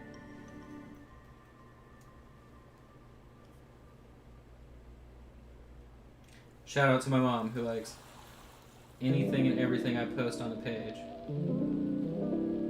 I remember years ago, I don't know if anybody watching, Peter I think would be like the only guy watching, maybe JV. I don't know if you were around back then though.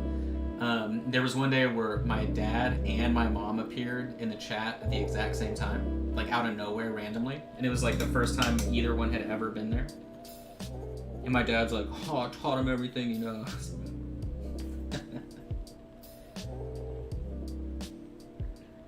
Which, to his credit, you know, we both started when I started painting miniatures when I was like 8. He, you know, was a part of that process with me, and he painted all of the lizard men and Bretonians, and I started doing like Warhammer 40k stuff, and then I forget what he would paint. I mean, it was one of those things where, you know, he was painting to have fun. We would like sort of play games. He learned really quickly that the Warhammer community was pretty shitty back in the day, because the very first games of Warhammer Fantasy I ever played the guy that was teaching me how to play was purposefully cheating just to have fun. And I remember when I found out he had been cheating just to have fun, right? Like, just to win and, like, get to do things you weren't supposed to be doing. I was really upset. Like, you know, nearly in tears. I'm like 9 years old, right? And like I thought this was like the coolest thing ever, and I realized like a grown-ass adult was just like being a dickbag, right? But that's pretty normal, right, when it comes to Warhammer people. And so my parents like said something to the game store owner. They're like, yo, this guy literally was like cheating and telling him that he was teaching him how to play, right? And that's kind of fucked up, you know, because he did it like multiple times and really made you know, Josh feel stupid. And so they tell the game store owner, and he is like, hey, you know, and he said something to the guy who's like, hey, why are you like cheating and like lying to a kid about, you know, how this game works? And the guy was like, this game isn't for kids, and if he's stupid enough not to know, he shouldn't be playing. And I was standing right there. So, it was really cool, dude. Like, yeah, really, really cool. Shout out to Texas Game Co. in Allen, Texas. The smelliest game store. Always smelled like an armpit, and you weren't allowed to like enjoy your time there. That was against the rules. You weren't allowed to. You could only be in the store for 30 minutes. Otherwise, you had to pay a $5 fee to be in the store. And yeah, that was my friendly local game store. Growing up, everybody has one.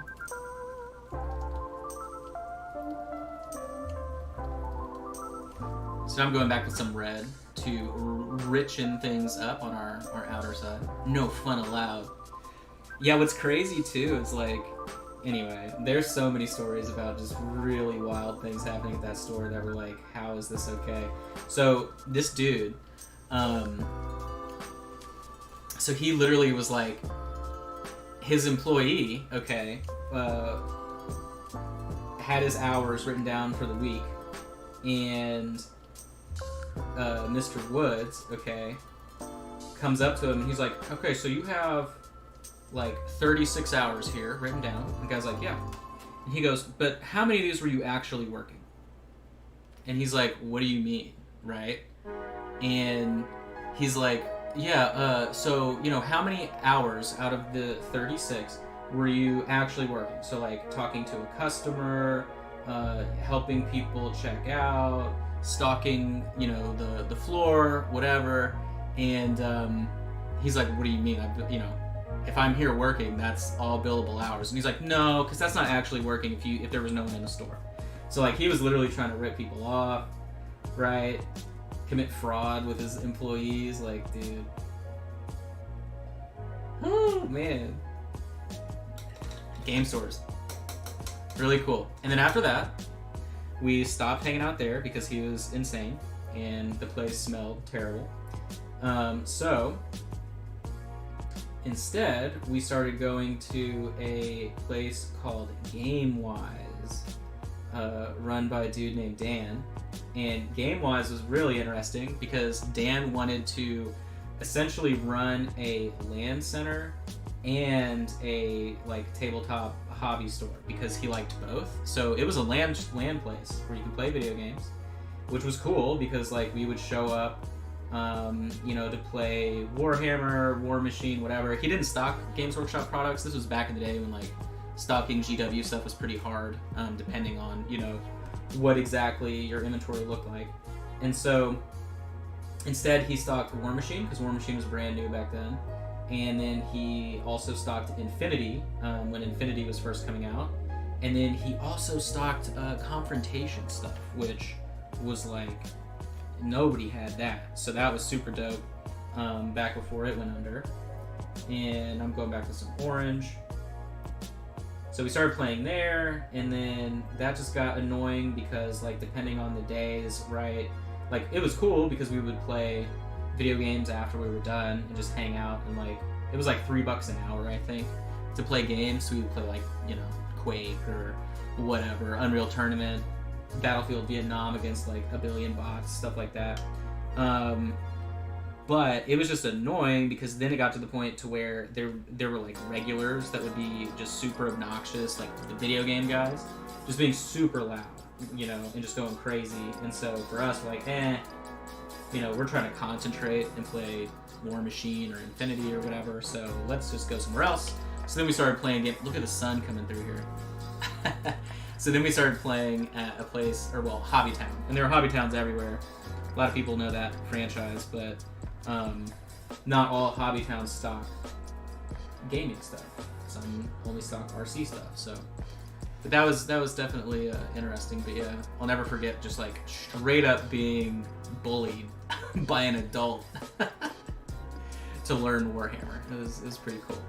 But that'll be it for today. I'm happy that we were able to finish our Gollum. I love his eyes. Look at this pretty boy. Look at those eyeballs, man. Does he look nice? I think he looks nice. But that's so funny. I had like 50 viewers. They all disappeared within seconds. They didn't like hearing about me getting bullied as a kid, I suppose. Or actually, they're probably all Warhammer players that were like, "Don't you talk bad about our hobby, because I'm a dirtbag too." But I'm glad we finished up what we did. We got as far as we did on Sauron, so next Tuesday we will be finishing up Sauron and starting up 2 more. But that will be it. I hope you guys have a